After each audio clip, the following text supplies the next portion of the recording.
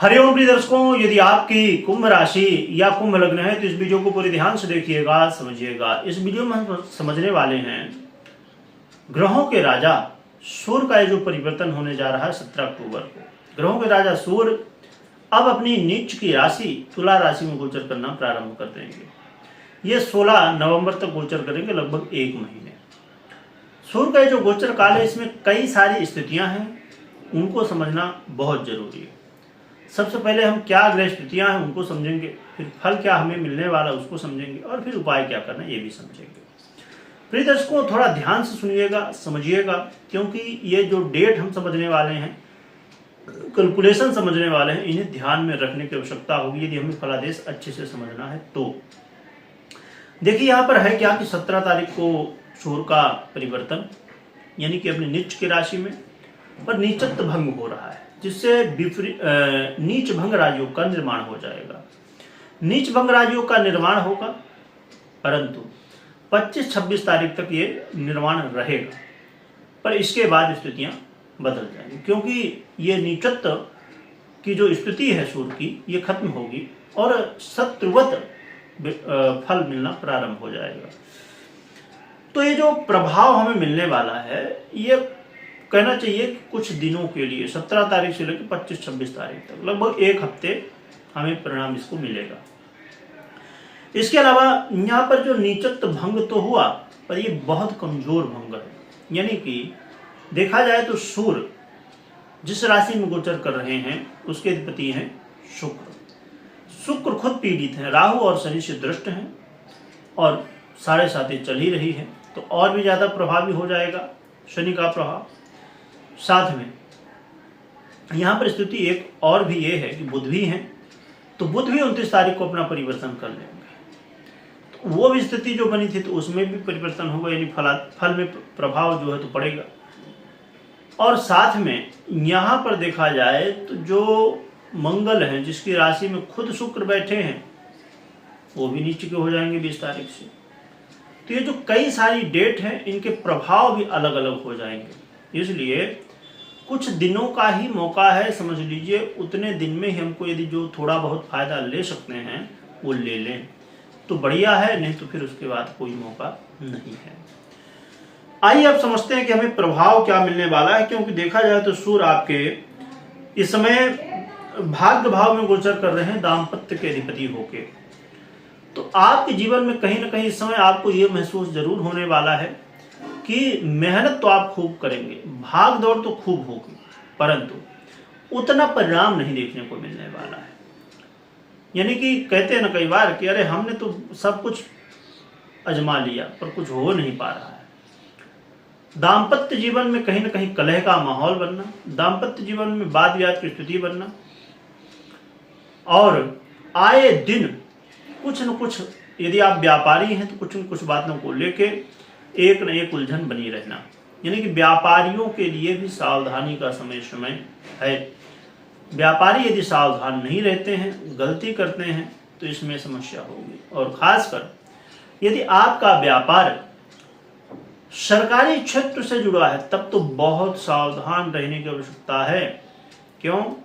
अब सरकारी क्षेत्र क्या हो सकता है, बहुत सारे काम हैं। जैसे अब सरकारी ठेका लोग लेते हैं, आप जैसे रेलवे में चले जाओ, रेलवे में कितनी सारी चीजें बिकती हैं, कहीं ना कहीं वो सरकार से जुड़ गई। ऐसे बहुत सारे हैं।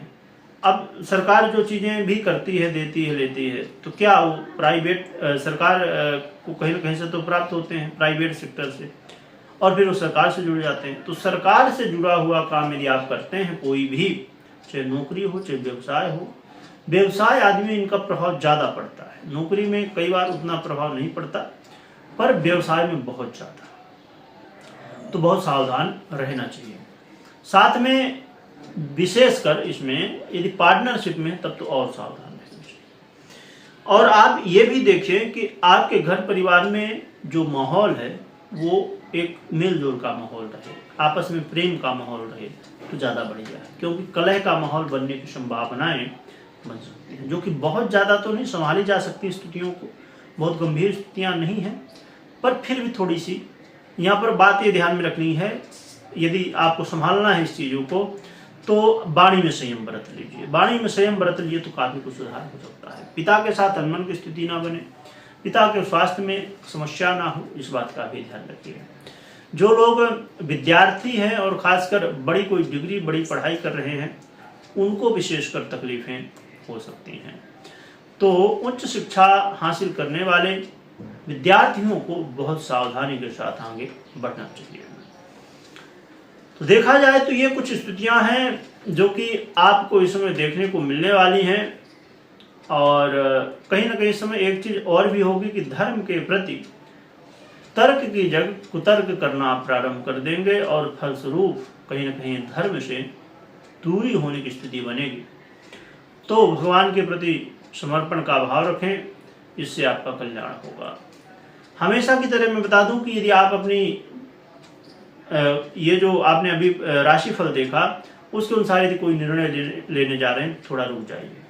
ये गोचर का प्रभाव है, इसके अनुसार आपको निर्णय पूरी तरह से नहीं लेना चाहिए। 50% इस गोचर का और 50% आपकी जन्म कुंडली का, इसलिए दोनों को देखने के बाद ही कोई निर्णय लेना चाहिए। रही बात उपाय की कि उपाय क्या करना चाहिए, तो उपाय के रूप में एक तो अपनी दिनचर्या को बेहतर करिए। प्रातःकाल जितना जल्दी हो सके सुबह उठिए, भगवान सूर्य की आराधना करिए। भगवान सूर्य की आराधना में अर्घ्य दीजिए, योग प्राणायाम करिए, सूर्य नमस्कार भी कर सकते हैं। और साथ में भगवान नारायण की आराधना करिए, भगवान विष्णु की आराधना करिए, जिससे आपके जीवन में और भी ज्यादा अच्छे परिणाम मिल सकते हैं। कोशिश करिए कि अपने पिता का सम्मान करिए और साथ में आशीर्वाद भी लीजिए। और पिता के आशीर्वाद से सूर्य से संबंधित समस्याएं कम होती हैं। साथ में आप मांस, मदिरा, नशा, इन सब चीज़ों से जितना ज़्यादा दूर रहें उतना ही अच्छे परिणाम आपको देखने को मिल सकते हैं। ये जो राजयोग बीच में बन रहा है, नीच भंग राजयोग, इसका यदि आपको फल लेना है तो आपको मांस, मदिरा, नशा पत्ती से जितना हो सके तो दूर रहें। और साथ में ये आप जो है तो एक नियम बना लीजिए कि चाहे कुछ भी हो जाए हमें झूठ नहीं बोलना। झूठ से जितना ज़्यादा दूर रहेंगे उतना ही आपके लिए अच्छा है। तो ये कुछ स्थितियां हैं, कुछ उपाय हैं जिन्हें आप कर सकते हैं और इन चीज़ों का ध्यान रखें। और देखिए, मैं ये हर व्यक्ति समझता है जो कि, पर फिर भी जब कोई ग्रह का बुरा प्रभाव आप सुनते हैं तो थोड़ा घबरा जाते हैं। पर घबराने की बात नहीं, डरने की आवश्यकता नहीं है, क्योंकि हमने एक ग्रह का प्रभाव समझा है और बाकी 8 ग्रह संभवतः आपको अच्छे फल दे रहे हों, तो या आपकी जन्म कुंडली में बहुत अच्छी स्थिति चल रही हो, तो आपको डरने की आवश्यकता नहीं है, सावधानी रखने की आवश्यकता है। कमेंट में जय सूर्यदेव लिखिएगा, लिखने के साथ स्मरण करिएगा। वीडियो देखने के लिए बहुत बहुत धन्यवाद।